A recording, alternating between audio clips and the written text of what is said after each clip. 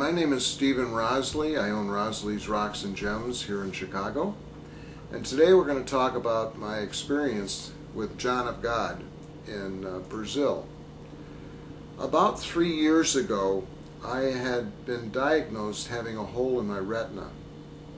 And my insurance policy I had a $5,000 deductible. What happened then is a gentleman from New York comes into my store and buys $5,800 worth of dioptase. Here I've got my deductible.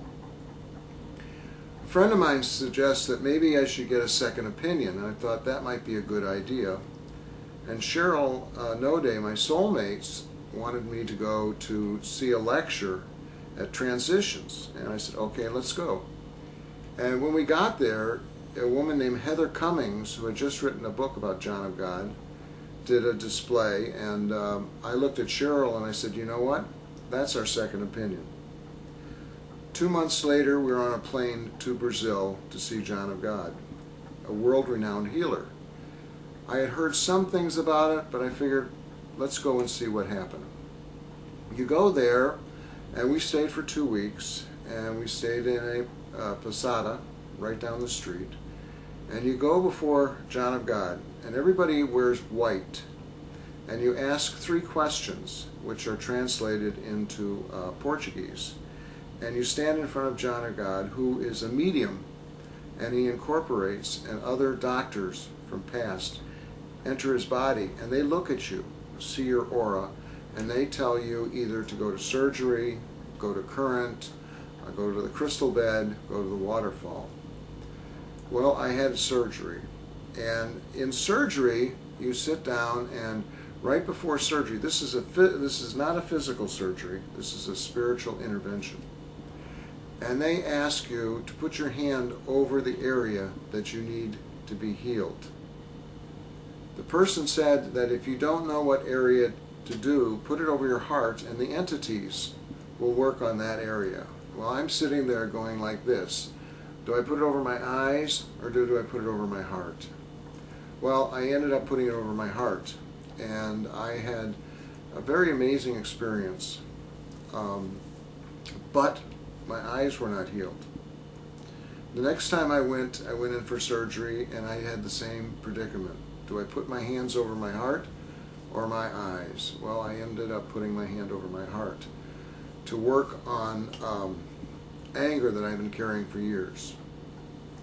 This was 3 years ago in January, and in June I turned 65 and Medicare hit in, and Medicare paid for my surgery. So I had to sit or lie down, face down, for 2 weeks. Luckily, I had a massage table and a massage chair, and I bought 7 years of Star Trek Voyager. I still haven't finished it. Okay, we have decided for this next year to go to see John of God in January. And what happened in September, I told Cheryl I don't think I can afford it. Things weren't going as well as I expected.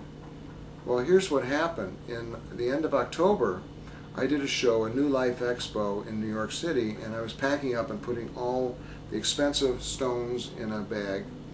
And somebody came in and asked me a question, and I worked with them. I finished packing up, and the next morning I looked for the bag and it was gone. Well, it turned out to be $3,000 worth of stones and crystals were taken. I thought I had to eat it. What happened, though, is that my insurance covered all but $2,500. Now, you remember last year we went to see John of God. We went with a guide, and the total cost was $5,000 with the guide, airline tickets, hotel, and all meals. So this year I get a check from the insurance company for $2,500. Well, as it turned out, we could go to Brazil for exactly $2,500. See how spirit works sometimes? When you ask for it, you receive it. So then we were off again to Brazil. This time in Brazil, what happened is Cheryl mentioned that when we go into current, this is a place where you meditate, you write a little message on a piece of paper and you give it in a box, and the entities will work on that. So I wrote down, to heal my inner child. I went into current, and within 2 minutes I had this experience. I was sitting there meditating, and all of a sudden I went back to when I was like in kindergarten or first grade. And little Stevie was brought up with the idea of big boys don't cry. We couldn't show emotion. But I had a blanket, and my blanket, or blankie, was my protector.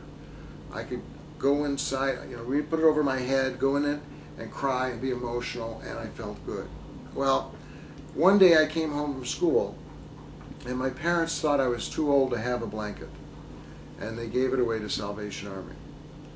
I came home from school feeling I needed that blanket, and they told me that they gave it away and I was too old. And I looked at them and I said, I'm going to get even with you. So I've been carrying that energy around for almost 60 years. Next thing I know, it's the same scenario, I'm in the meditation. Next thing I know, I go back, present day Steve, go back to see little Stevie. But before I went there, I went to Salvation Army and I picked up the blanket.